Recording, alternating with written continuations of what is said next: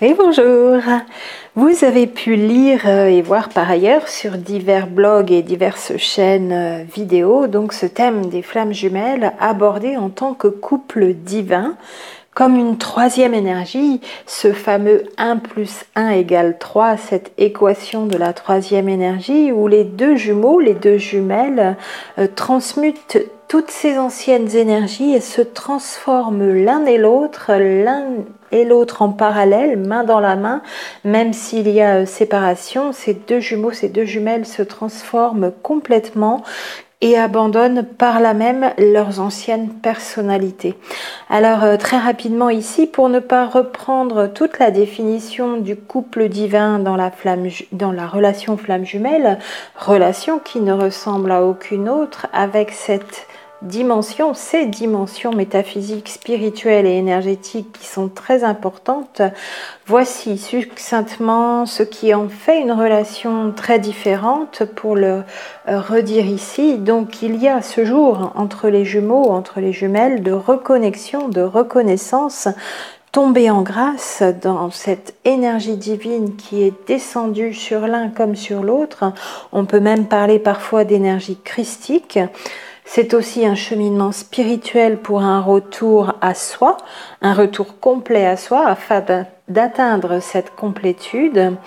Les jumeaux, les jumelles sont pour moi, telles que je l'ai posé ici dans les définitions et dans les observations, de parfaits complémentaires opposés, certes divins,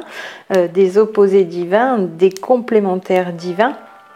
mais opposés l'un à l'autre, et plus la connexion est forte, plus la vibration d'âme est similaire et plus cette opposition est marquée, mais avec leurs deux univers qui vont finir par converger, par se rejoindre, par se mixer avec les vases communicants. C'est un duo qui peut être donc un duo homme-homme, femme-femme ou homme-femme, bien sûr. Et c'est un duo aussi, surtout, qui est venu dans cette double incarnation terrestre pour ancrer ces nouvelles énergies de la 5e dimension au niveau planétaire, au niveau de notre planète Gaïa, en tant qu'éclaireur, artisan de lumière, qui montre le chemin avec un temps d'avance au niveau de leur éveil et de leur cheminement spirituel par rapport au reste des êtres humains, mais c'est vrai que beaucoup d'êtres humains s'éveillant de plus en plus, le flot qui suit derrière rattrape aussi les premiers éclaireurs, que ce soit des flammes jumelles ou d'autres êtres humains bien sûr. Et pour moi, ce duo, c'est aussi un duo d'artisans de lumière, éclaireurs qui montrent le chemin dans cet éveil et dans ce cheminement spirituel. Alors, quand on est projeté dans ce tourbillon lumineux, exigeant mais exaltant, solitaire, inconfortable, mais aussi, quand même, il faut bien le dire, à forte valeur ajoutée, même s'il est difficile mais aussi nourrissant, il est à forte valeur ajoutée spirituellement parlant, simplement parce que la force véritable aussi vient en acceptant ce qui est,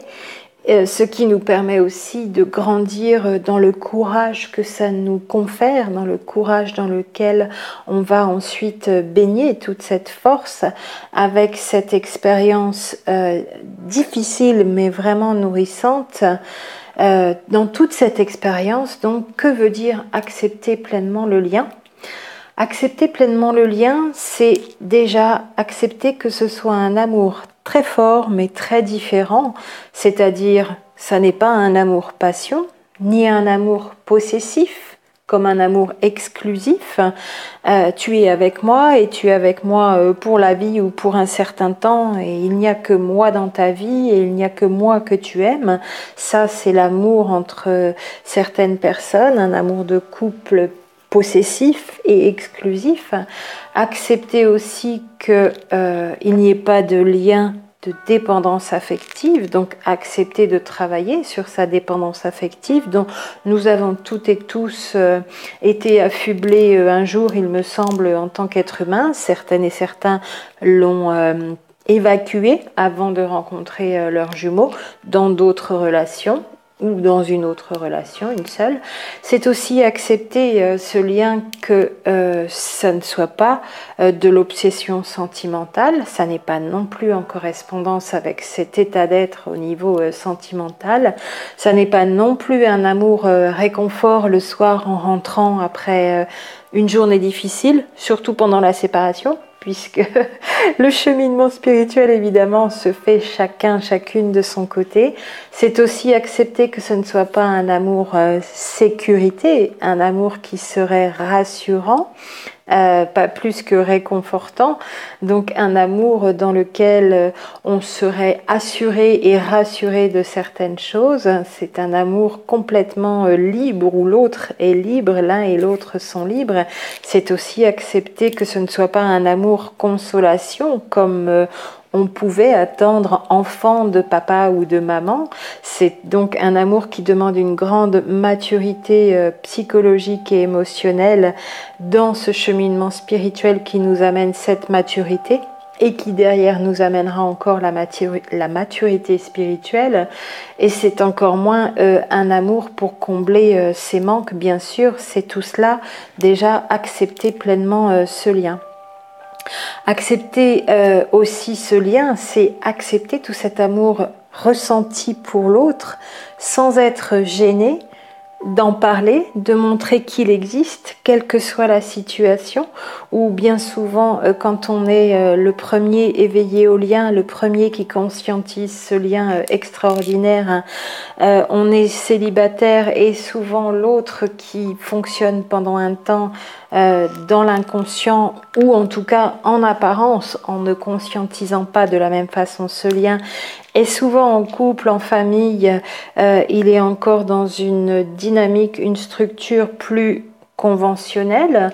à l'opposé d'ailleurs de l'autre en face qui a déjà transformé certaines choses au niveau de son couple et de sa vie amoureuse dans sa vie. Et c'est accepter tout cet amour ressenti pour l'autre, sans être gêné d'en parler, sans se sentir ridicule, sans se sentir mal à l'aise, sans penser que l'on fait mal parce que comme l'autre est en couple, on n'aurait peut-être pas le droit de ressentir un tel amour, on serait méjugé, jugé comme quelqu'un qui va casser un couple bien construit, une famille, quelque chose d'accepté et d'acceptable. Il est bon aussi d'accepter d'être dans cet amour sans avoir toute cette gêne devant les jugements qui pourraient arriver. C'est aussi ça, accepter le lien, et ça n'est pas forcément facile parce qu'on a d'un côté tout ce ressenti de cet amour pour cet autre qui nous est tombé dessus. Et puis on a aussi de l'autre côté notre morale, nos valeurs, et même si le jugement des autres, notamment pour le côté de Chaser, nous n'en tenons pas tellement compte, on peut se poser la question de savoir quand même si toute cette énergie, ce ressenti d'amour, tout cet amour que l'on porte à notre autre, quel impact ça peut avoir sur le compagnon ou la compagne de notre autre, s'il est encore en couple, bien sûr, on peut avoir eu cette réflexion. Eh bien, c'est comme ça. De toute façon, ça arrive sans prévenir, c'est arriver de plus haut, cet amour divin, et il est bon de l'accepter puisque de toute façon, il existe. Mais c'est un cheminement aussi, une conscientisation à faire en pleine acceptation. Accepter ce lien, c'est aussi et surtout accepter d'être plongé dans l'inconnu sans plus aucun repère, poussé que l'on est en avant dans ce cheminement spirituel, dans cette relation qui ne ressemble à rien d'autre. C'est accepter de laisser toutes nos peurs derrière. C'est aussi accepter d'ailleurs de ne rien attendre, ça évite d'être déçu, et surtout dans cette relation et tout ce parcours, accepter de rien attendre dans ce lien, et c'est encore accepter toute la transformation, une transformation complète, en toute confiance, en suivant sa guidance et en allant vers cette écoute pleine de la conscience supérieure. C'est tout cela pour moi. Accepter pleinement le lien, ce serait encore d'autres choses, on pourrait encore détailler, mais principalement accepter ce lien dans ce couple divin, accepter pleinement ce lien, c'est principalement tout ce que je viens de vous énumérer ici. Alors, comment réussir ce défi de cette pleine acceptation dans ce lien très particulier? Eh bien, d'une part, une partie s'effectue un peu plus à chaque étape de manière assez naturelle, à chaque étape de transmutation de sa personnalité, de son ego, de manière naturelle évidemment. Cette transmutation qui s'opère nous permet de plus en plus d'être dans la pleine acceptation de ce lien. Ça se fait en parallèle en même temps, en étant de plus en plus dans le détachement, puis dans le lâcher prise, puis dans la levée des résistances, jusqu'à être dans l'abandon total, dans l'acceptation de tout ce qui est, afin de vivre pleinement là aussi l'instant présent. Voilà comment réussir cette pleine acceptation du lien, c'est aussi sortir, pour réussir cette acceptation, sortir d'un mode de fonctionnement mu par la volonté personnelle, encore une fois, retour à l'ego qui viendrait dicter ce que l'on veut, ce que l'on ne veut pas, sortir de ce mode de fonctionnement dans la volonté personnelle pour plutôt être à l'écoute du plan divin prévu pour nous. De sorte à ce que aussi, entre cette transmutation qui s'opère sur l'ego, nous sortons petit à petit de toutes nos croyances actuelles et anciennes sur le couple, comme énuméré précédemment, donc l'exclusivité, on pourrait parler donc de nouvelles ouvertures sur le polyamour.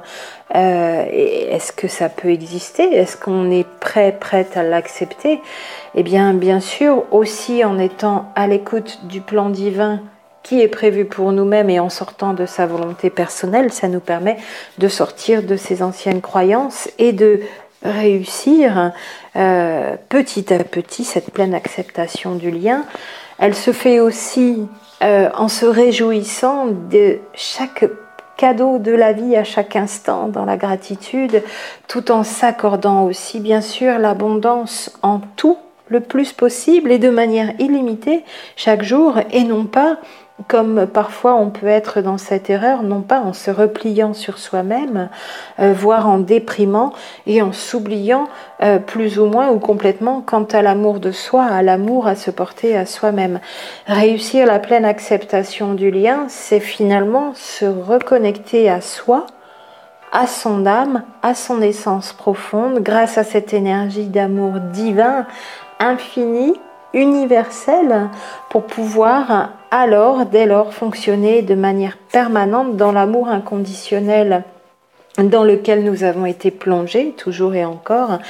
dans cette énergie qui ne dépend pas, qui ne dépend plus de la présence physique de l'autre, d'un autre, mais cette énergie qui est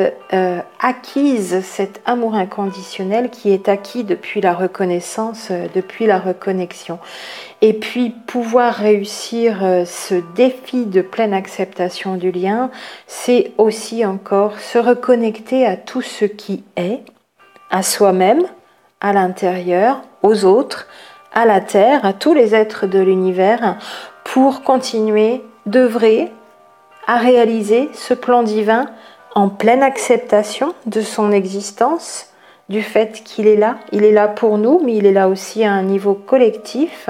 et donc en continuant d'œuvrer à réaliser ce plan divin en pleine acceptation, en pleine conscience, et aussi et surtout